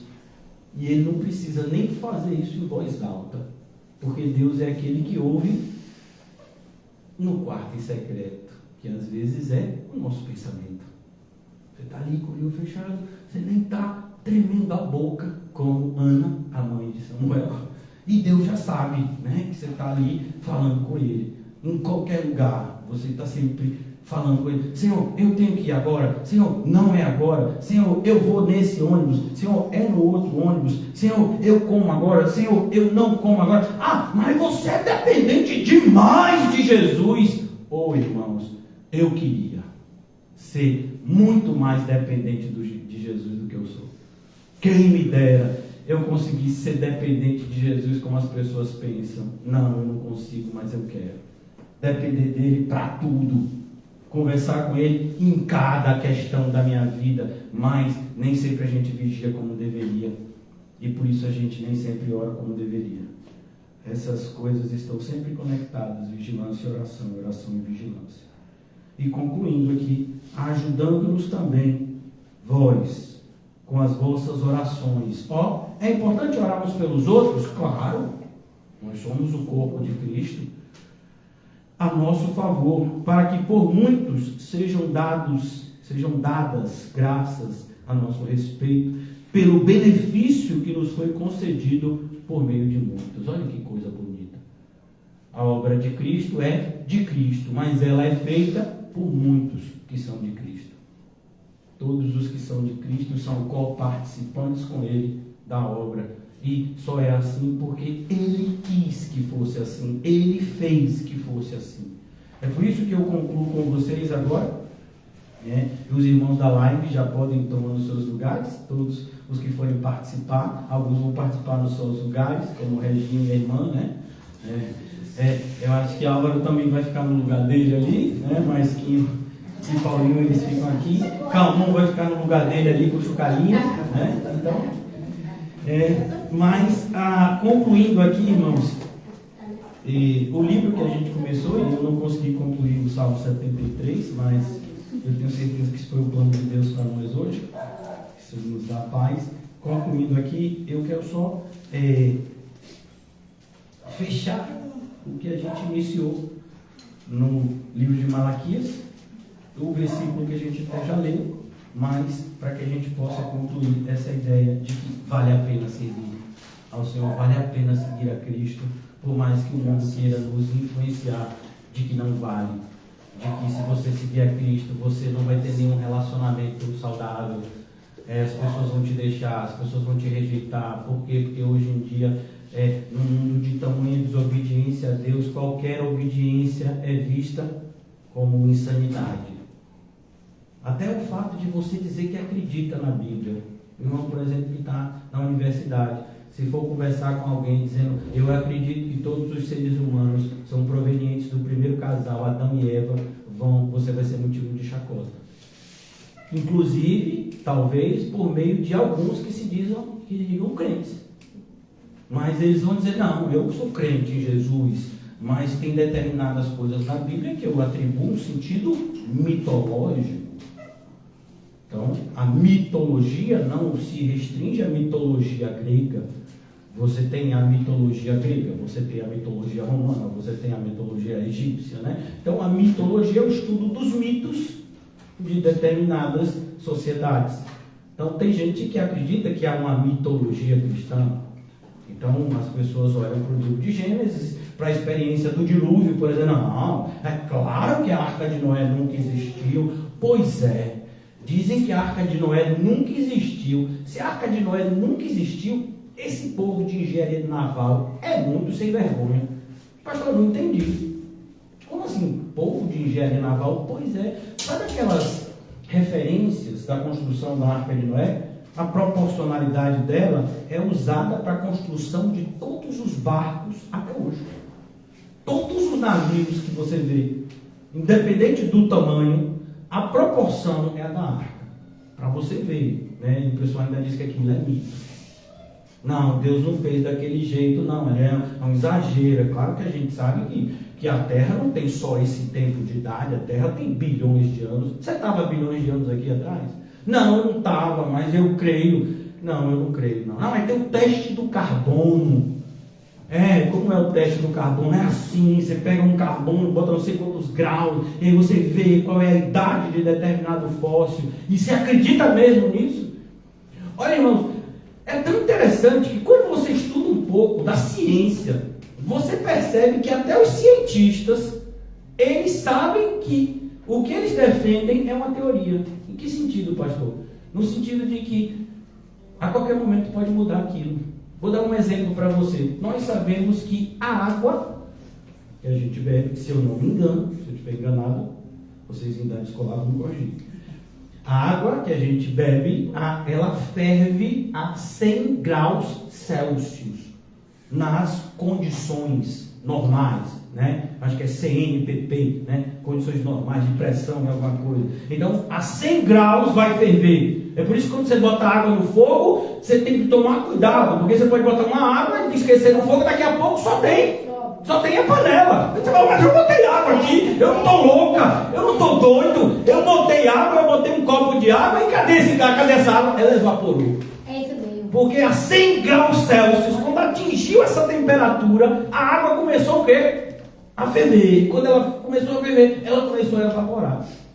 Mas se você fizer esse teste 1000 vezes, 2000 vezes, 3000 vezes, tá vendo a 100 graus nas condições normais, ela ferve. Mas todo cientista está esperando que talvez na 10ª vez, na vez 10.001, ela vai ferver a 100 graus e 1, ou a 99,8 graus. Então aquela teoria vai literalmente por água abaixo. Essa é a ciência. Pois é a ciência que o pessoal bota tanta confiança. Eles reconhecem que eles estão a um passo. Então todo cientista, ele muitas vezes passa a vida querendo provar de que o cientista que o antecedeu estava errado. E o pessoal bota confiança nesse povo e não no Deus Criador. Não é interessante? Você só entende, né, essa questão por causa da Bíblia. Por que acontece isso? Porque os seres humanos nascem de costas para Deus. Então não dá para eles verem. Então eles ficam aqui, aqui, o mundo é isso aqui, até que o Espírito Santo vem e faz assim, Deus existe, as coisas não são como eu pensava. Por isso que nós temos essa tão grande responsabilidade, porque uma vez a gente já foi cego, mas agora a gente vê. Uma vez a gente esteve morto, mas aí o Senhor nos deu vida. Agora nós somos chamados a consolar outros. Você acredita em Jesus? Acredito. Então fale. Então defenda. Então testemunhe dele. Aonde? Em todo lugar. O seu testemunho é algo que em muitas ocasiões vai gritar mais alto do que suas ações. Nem sempre as nossas palavras serão ouvidas, mas as nossas ações, tenha certeza, elas estão sempre sendo vistas. Porque a gente é crente. E tudo que Satanás quer é uma falha sua e minha para apontar o dedo. Está vendo ali o que o crente está fazendo? Está vendo ali? E a gente não vai dar essa alegria para o diabo e essa tristeza para Deus. Então que o Senhor nos ajude. Vamos nos alegrar no Senhor agora, por meio de cantos, espirituais que irão conosco noite adentro. Oh, Jesus, ajuda. Receba a sua missão. Oh, Jesus.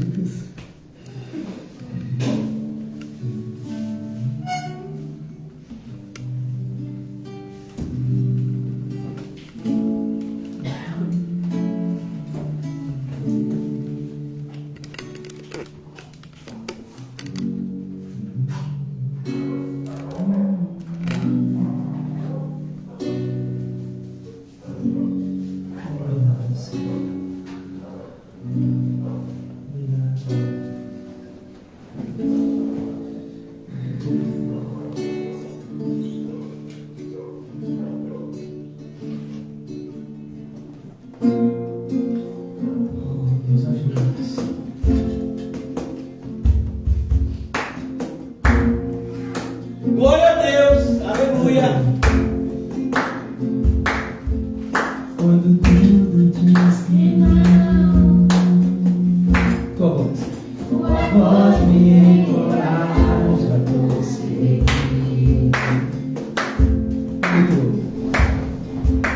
Quando tudo diz que não, parece que o mar não vai se abrir. Sei que não estou só, sei que não estou só. O que dizes sobre mim não pode se frustrar. Vem, Senhor, venha em meu favor, encontra em mim teu querer. Deus do impossível, não desiste de mim. Tua destra me sustenta e me faz prevalecer. Deus do impossível, não desiste de mim, não. Tua destra me sustenta e me faz prevalecer. Ele é o quê?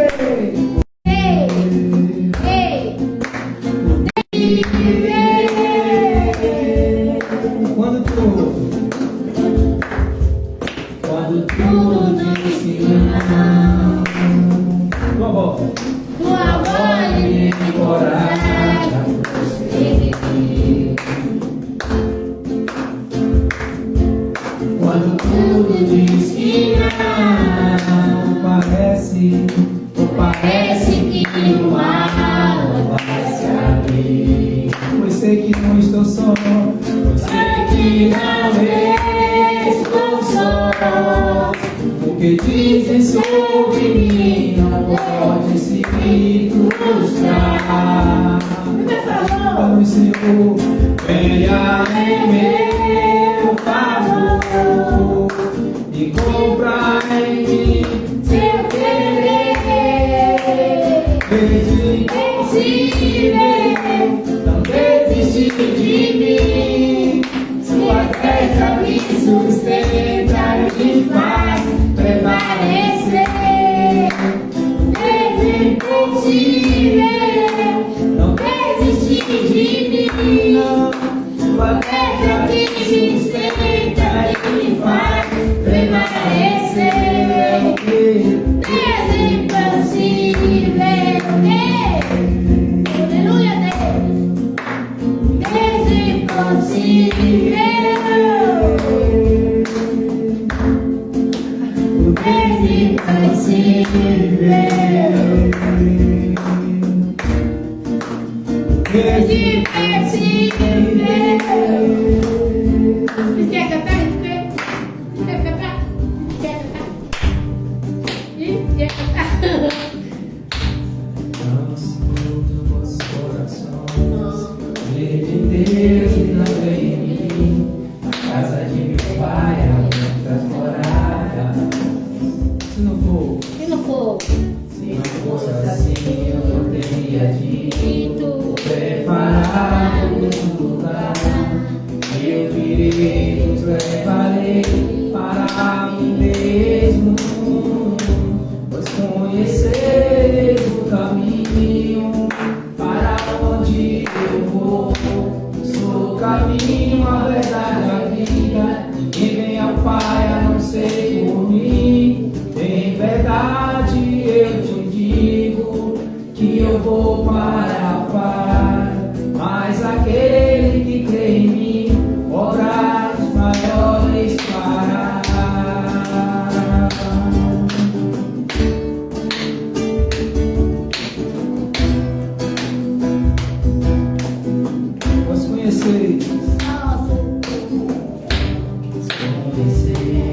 verdadeiramente. Levarei o meu fundamento, eu rogarei ao Pai, Ele me dará o Consolador Espírito, o Espírito da verdade, que o mundo não pode receber, mas Ele habita em vós, estará em vós para sempre. Aquele que tem os meus mandamentos e os guarda, esse é o que me ama.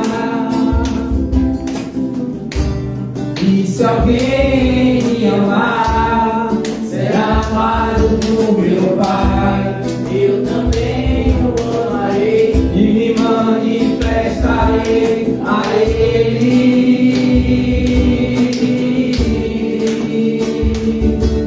A Ele.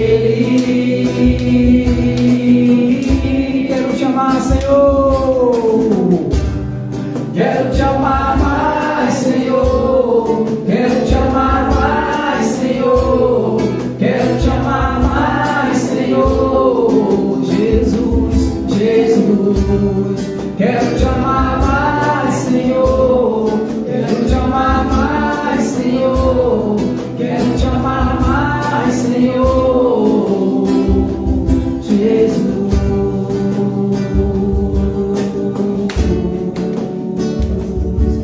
Jesus.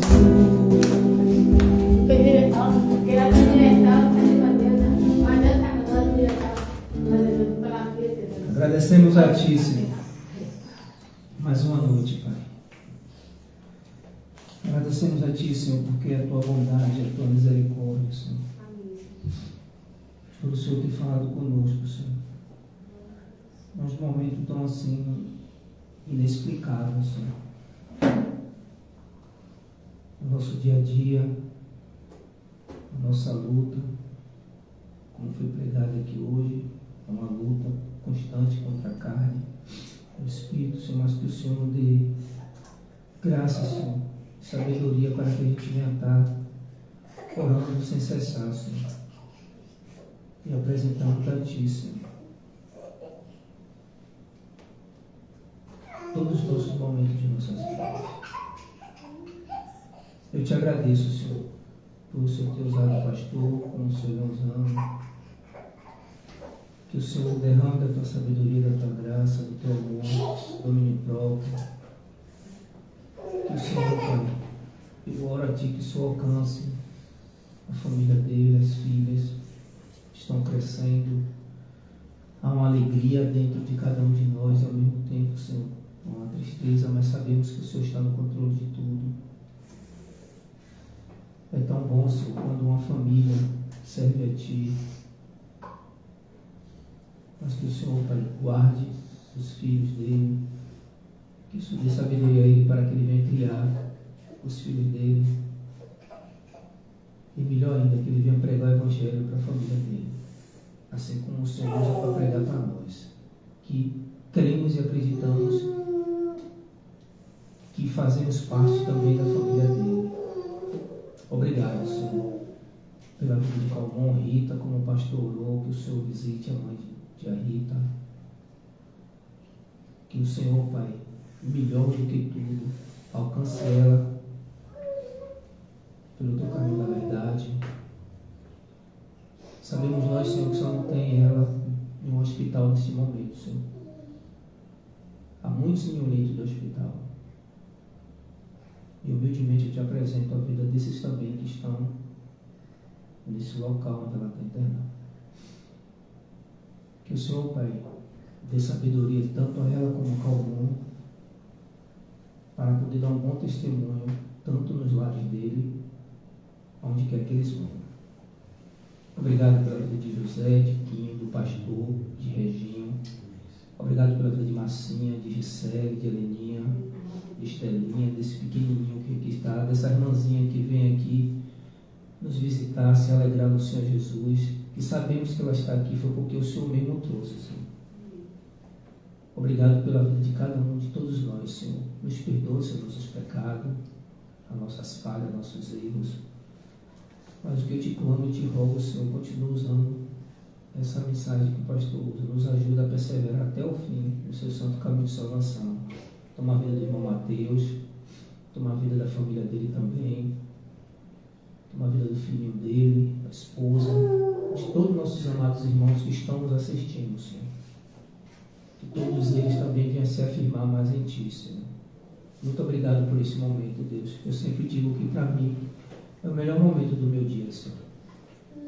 Atravessar essa Macedônia para chegar até aqui, Senhor. É ver os amados irmãos, abraçá-lo, beijá-lo com todo respeito.